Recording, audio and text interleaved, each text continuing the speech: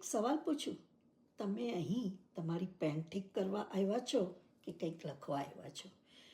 ઘણા લોકો જ્યારે કોઈક કે નવું બિઝનેસ કે નવા અવસરો શરૂ કરે છે ત્યારે શરૂઆતમાં ખૂબ ઉત્સાહ હોય છે, પણ થોડા દિવસ પછી શું થાય છે?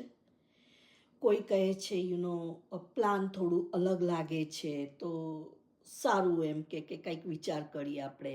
કોઈ કહે કે માર્કેટિંગમાં મને થોડુંક કે કોન્ફિડન્સ નથી. કોઈ કહે કે મને ટેકનોલોજીમાં મને બહુ સરળ રીતેથી કે પણ સમજ નથી પડતી. આમ વિચારતા વિચારતા સમય પસાર થતું જાય છે. પણ સાચું રહસ્ય બહુ સરળ છે. સફળતા છે ને પરફેક્ટ સિસ્ટમથી નથી આવતી. આપણે સફળતા છે ને આપણને કન્સિસ્ટન્સીથી આપે છે, આપણને એક્શન લેવું પડે છે. જે કોઈ લખાણ પેન અગર પરફેક્ટ થાય એની રાહ જુએ તો કદાચ એ ક્યારે લખવાનું શરૂ જ ના કરત. પણ જે વ્યક્તિ કે આ જે પેન લઈને લખવાનું શરૂ કરે છે, ભલે શરૂઆત પરફેક્ટ હોય કે ના હોય, પણ થોડો સમય પછી તેની સ્ટોરી દુનિયા વચ્ચે વેચાય છે, કે દુનિયા વચ્ચે સમજાય છે.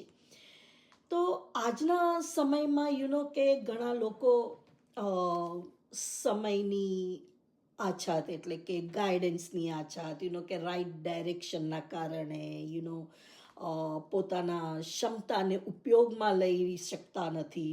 કે એવા ઘણા બધા પ્રયત્નો છે જે આપણે કરી રહ્યા છે, પણ ક્યાંક ને ક્યાંક આપણે બીજા ઉપર દોષ રાખી રહ્યા છે. પણ જ્યારે સાચી ગાઈડન્સ, સિસ્ટમ અને માઇન્ડસેટ મળે છે ત્યારે સામાન્ય લોકો પણ એક્સ્ટ્રાઓર્ડિનરી પરિણામ આપે છે. તો આજે જ એક ડિસિઝન લ્યો, એનાલાઇઝમાં અટકવું છે કે નહીં એ એક્શન લયા પછી તમને ખબર પડશે. So write your story and see you in the next chapter. By.